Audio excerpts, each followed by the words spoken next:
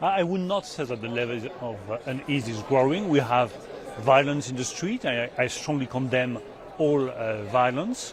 But nevertheless, the process is going on. We are waiting for the very last decision of the French Supreme Court tomorrow. I just want to emphasize how vital this reform is for our pension system.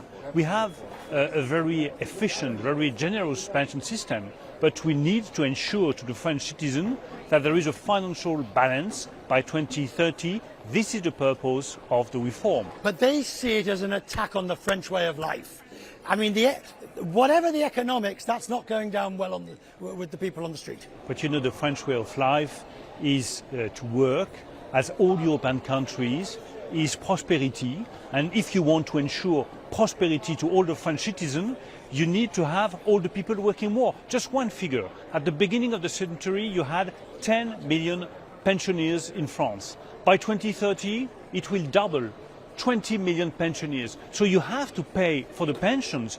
This is why it is such a necessity to have this retirement age moving from 62 to 64.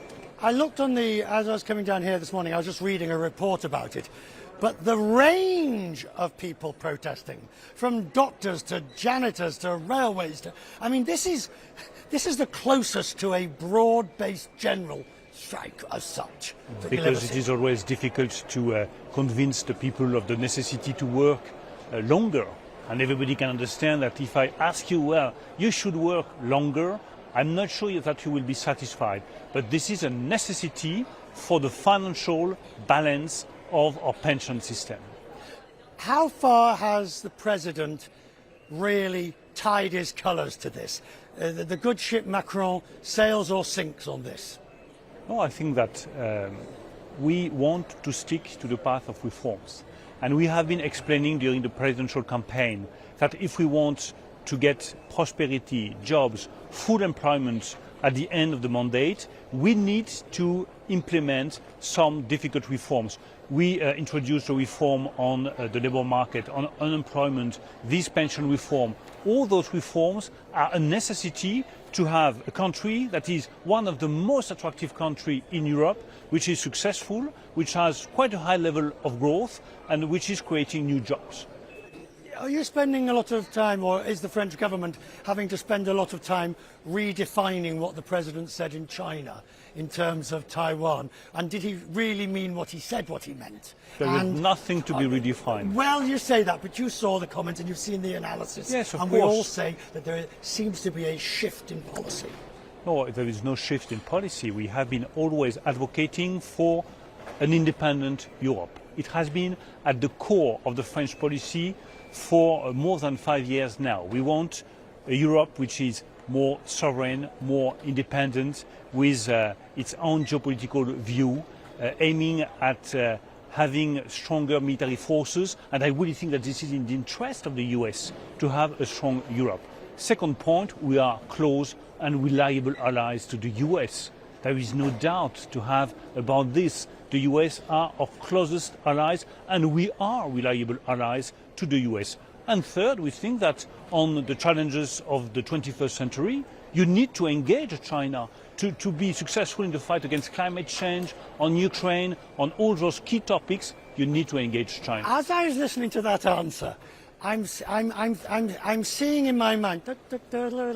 No, all of us. This is have to juggle. No, this is like that. You have to juggle. A very clear position.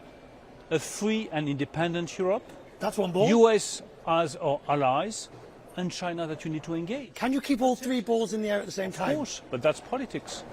Politics and diplomacy means to try to merge different positions so that it would be in the interest of all of us, Europe, the US, and the world stability.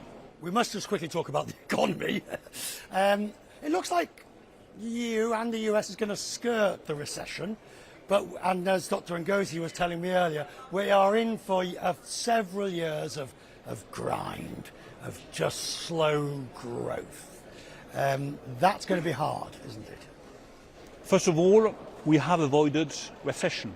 Yeah. And you know, Last year, everybody was explaining to me, well, you will enter into recession. I was explaining, no, we will get growth. We got growth, and we should have a level of growth between 0.7% and 1% in France, and the average level of growth in Europe should be the same. Then there is the question of the level of growth. And if we want to have more growth to face the challenge of climate change and green transition, you need to have more productivity. You need to invest in skills, in education, to invest in people. That's the key if you want to increase the level of productivity and the level of growth. And the very last point is that while developed countries are doing well, you have a growing gap with the developing countries. And this is one of the key issues, this growing gap, this great divergence between developing and developed countries. We want to address this issue. President Macron organized a very important summit next June on that question to provide funding, financing to those countries.